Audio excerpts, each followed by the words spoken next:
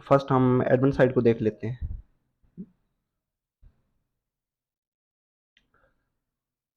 तो admin login करने के लिए एडमिन और उसका पासवर्ड देते हैं, लॉगिन हो जाता है, और जब दोबारा इंडेक्स फाइल रीलोड होती है तो एडमिन के जो लिंक्स हैं वो आ जाते हैं।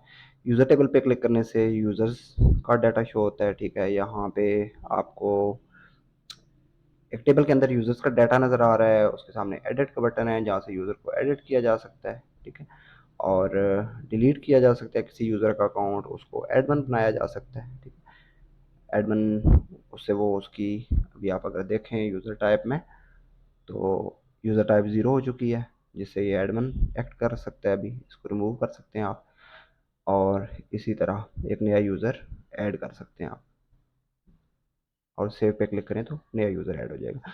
तो इस पेज का स्ट्रक्चर कुछ ऐसे था। अभी इसके हम कोड को देख लेते हैं। ये यूज़र्स डॉट पी फाइल है।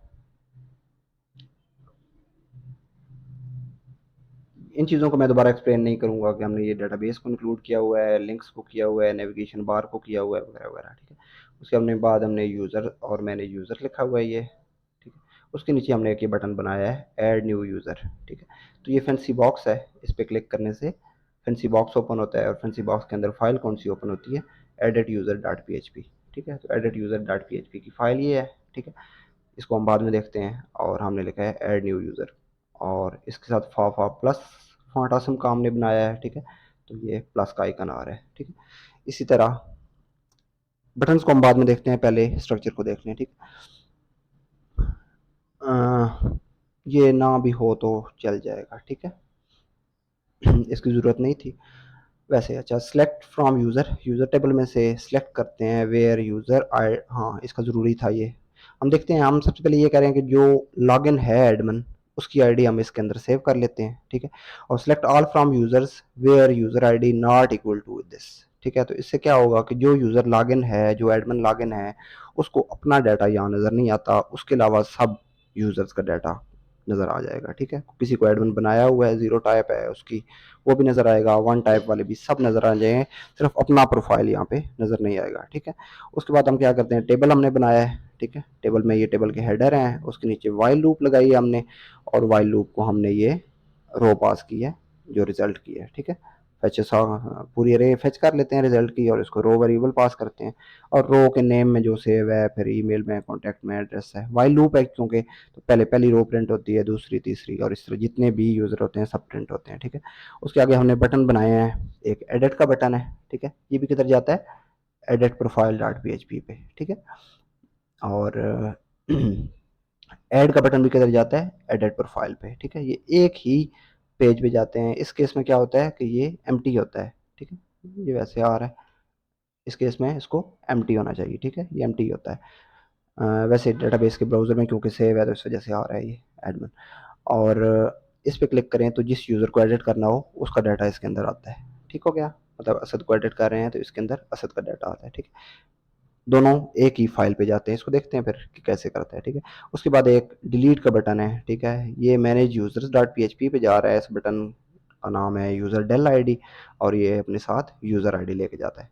तो होता ऐसे है कि पहली रो प्रिंट हो रही है तो इस रो की यूज़र आईडी हम इस बटन को पास कर रहे हैं। जब इस पे माइक आप लेके आए हैं कर्सर, तो नीचे कॉर्नर में देखें यहाँ पे, तो आईडी साथ पास हो रही है। ठीक है, डेल आईडी 5 है, user del ID 7, user del ID 8, तो ये इसकी आईडी होती है। ठीक है, उसके बाद अगर यूज़र टाइप 0 हो तो हम उधर बनाते हैं रिमूव एडमिन का बटन बना देते हैं, और अगर यूज़र टाइप 1 हो तो हम कहते हैं कि मेक एडमिन का बटन बन जाए। ठीक है, तो जब अब हमने इसको मेक एडमिन बना दिया है, तो ये क्योंकि एडमिन है और इसकी यूज़र टाइप 0 है, तो इसलिए हमने वहाँ पे मेक रिमूव एडमिन का बटन बनाया है। ठीक है, रिमूव वाला।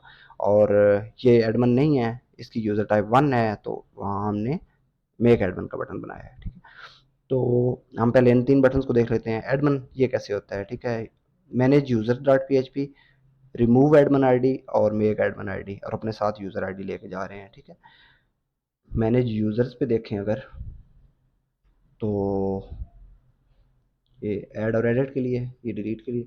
मेक एडमिन आईडी और अपने साथ यूज़र आईडी, इससे गेट कर लेते हैं इस बटन से।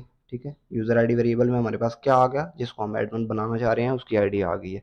हम यूज़र टेबल को अपडेट करते हैं, यूज़र टाइप 0 कर देते हैं तो वो एडमिन बन जाता है। Where user ID is to this, जो बटन अपने साथ लेके आता है, ठीक है। और सक्सेस का मैसेज दे देते हैं या एरर का मैसेज दे देंगे इन केस अगर ये क्यूरी ट्रू नहीं होती तो, ठीक है। इसी तरह मेक रिमूव एडमिन के चक्कर में क्या होता है कि हम उससे यूज़र आईडी गेट कर लेते हैं और अपडेट कर देते हैं यूज़र्स टेबल को, यूज़र टाइप को हम 1 कर देते हैं। जब रिमूव एडमिन होता है वो एडमिन बना होता है, उसकी यूज़र टाइप 0 होती है तो उसको अपडेट करके हम 1 करते हैं। Where user ID to this, जिसको हम रिमूव करना चाह रहे हैं उसकी आईडी होती है। अगर ये क्यूरी ट्रू होती है तो सक्सेस का मैसेज दे देते हैं, नहीं तो एरर का मैसेज देते हैं, ठीक है। इस तरह हमारा तीसरा बटन था del ID. User del ID और अपने साथ यूज़र आईडी लेके आ रहा है। यूज़र डेल आईडी अपने साथ गेट करके लाया यूज़र आईडी, डिलीट कर दें यूज़र वाले टेबल में से जहाँ पे यूज़र आईडी क्या हो, ये हो। और क्यूरी अगर ट्रू होती है तो हम कहते हैं अकाउंट डिलीटेड सक्सेसफुली, अदरवाइज हम कहते हैं एरर। ठीक हो गया। तो ये वो बटन थे जो हमने ये दोनों देख लिए, ठीक है। अभी एडिट और ये सेम एडिट प्रोफाइल पे जा रहे हैं, हम इसको देखते हैं, ठीक है। तो फ़र्क क्या है कि ऐड की सूरत में अपने साथ कोई आईडी नहीं लेके जा रहा, ठीक है। नया यूज़र ऐड करना है, आईडी की ज़रूरत नहीं है। और एडिट की सूरत में यूज़र की आईडी लेके जाता है जिसको एडिट करना होता है, ठीक है। तो बाकी फाइल्स को हम क्लोज कर लें ताकि थोड़ी क्लैरिटी हो जाए।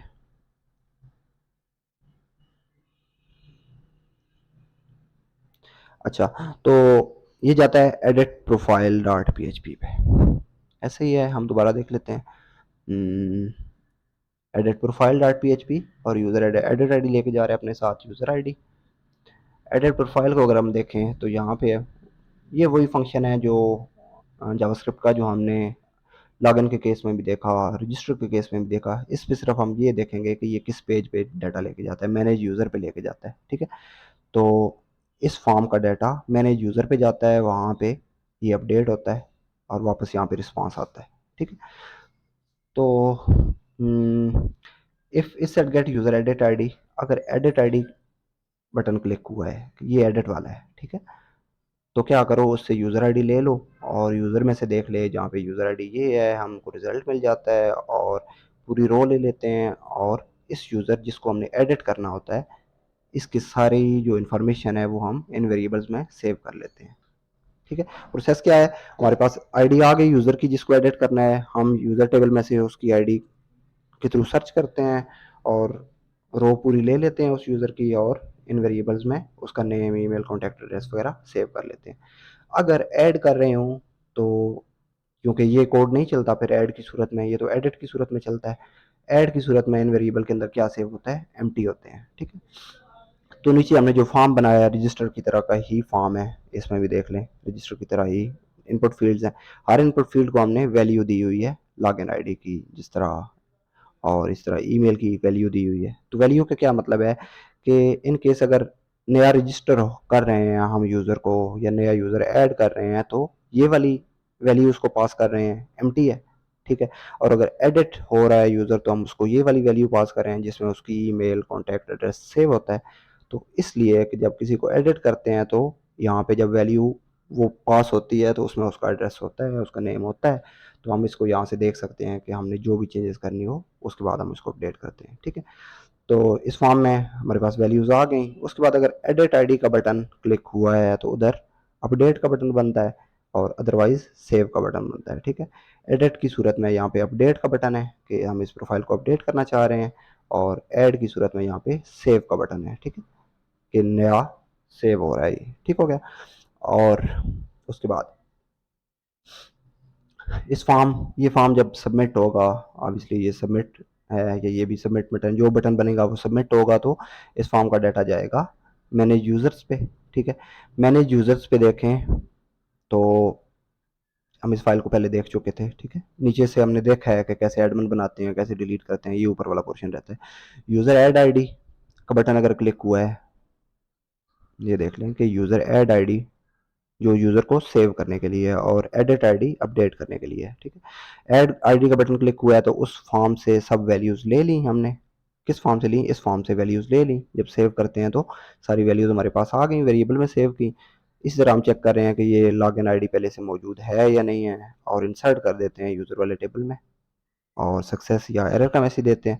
इसी तरह अगर एडिट का बटन क्लिक हुआ है तो इन वेरिएबल्स में नई वैल्यूज़ आ जाती हैं। मिसाल तौर पे हम एडिट के लिए करते हैं तो यहाँ पे हमने जो चेंज किया है उसके बाद जो अपडेट क्लिक करेंगे तो इस नेम के अंदर उसका अपडेटेड चीज़ आएगी, अपडेटेड जो नेम होगा वो आएगा। तो हम क्या करते हैं, यहाँ पे भी चेक करते हैं कि अगर अपडेट करते हुए ऐसी लॉगिन आईडी तो नहीं दी कि जो पहले से मौजूद हो, ठीक है, पहले से किसी यूज़र की हो।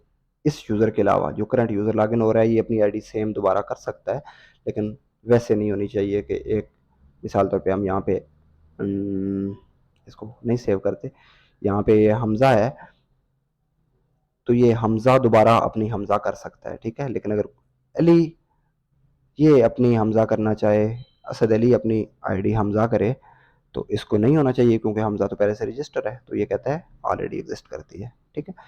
तो ये एरर आ जाएगा, ठीक है।